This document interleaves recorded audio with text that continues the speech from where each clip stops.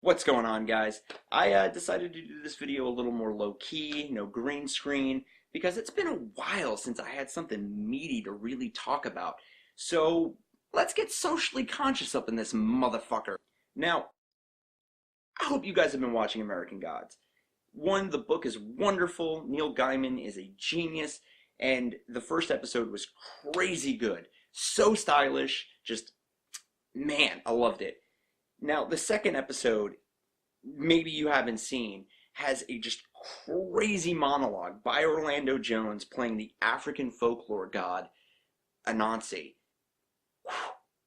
Lot of fire. Lot of fire.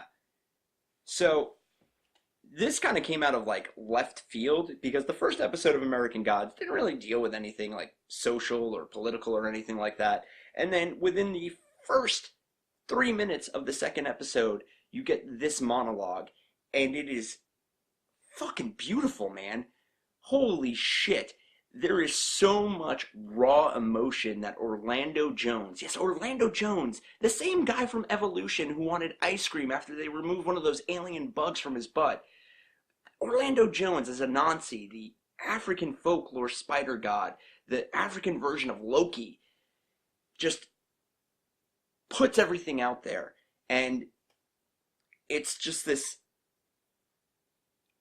I don't even know what to say. Like, I've watched it probably 6 times since the episode came out, probably 7, 8 times, and each time I find something that just grips me emotionally about it, and it's just such an honest viewpoint, right? It's honest, raw emotion, and that is such a great thing to see, and see it done so well, because most shows that ever try to tackle anything that is social or racial, it's always either, from a character that really doesn't have a leg to stand on, or it just comes out of left field, like, why is the show even doing this now?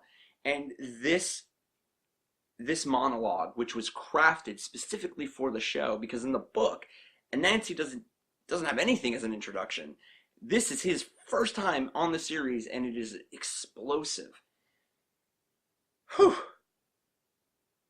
There are so many themes just running throughout that entire speech that the one that just always stands out every time I listen to it is that when they decided you were black and they were white, and it's this thing that just has been rolling around in my mind since the first time I heard it, that someone decided that they were something and that was bad. And the rest of the episode actually touches on that as well. The second episode, that is. And it's just this thing of destiny and being something taken away from you and given you something else and force-fed. And that's really what this is all about, right? This monologue where he basically is saying you've been force-fed for centuries. And that anger that's welling up inside of him, granted, he is trying to get the slaves to burn the boat down for his own sacrifice, but that is a rage that's seen often. It's all the injustices built up, and it's just in the heart, ready to explode, and Orlando Jones just touches it and is in tune with it throughout that whole thing. And it's absolutely beautiful. And moving on through the rest of the episode about the stories of immigration, not just for, Africans coming over, but for anybody. There's the story with Bilquis where she's looking back on who she used to be, and she was a queen over in her homeland, and here she's just a regular nobody. Same thing with Chernobog at the end. And this is the really interesting social implication. While not as explosive, it is almost more thought-provoking. As he tells Shadow Moon, the main character, who is a black man, that in his country, his homeland, which is obviously somewhere in the Slavic nations, that everyone's the same color. So they can't pick skin tone to basically oppress someone. They have to do it in shades.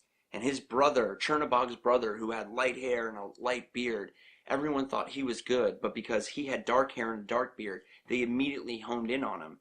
And that just brings up so many conversations about how it's just human, like, desire, not even desire, it's human nature that there always has to be some group that gets pushed down and stepped on for another one to exalt themselves, to make themselves feel more powerful and better about who they are. And even at the end, Chernobog looks at Shadow Moon and says, "It's a shame." So I'm not going to tell you the first part of that sentence because it ruins a little bit of the plot, but he goes, "It's a shame, you're my only black friend." And that even spins my mind more that there are still some people who have not had the chance to integrate with other cultures and actually learn about those cultures and try to understand their point of view. And that's weird that it's in America, right? Like, it's just so weird, but there are people who have never had that chance. All they know is what they've heard on the radio or seen on the TV or on YouTube, or Alex Jones and his InfoWars personality. But there are people in other parts of the world that they don't know other cultures. They know themselves, and they have a very stick-to-your-own-kind mentality. And that's a shame, because this world has so many different things to offer to educate you, to make you a better person, to appreciate more in your life. And that's the beauty of this episode, is that it shows you all these things. It shows you the anger of injustice and the nostalgia for the time that you were something more and took that chance to the land of opportunity, and it didn't really work out, right?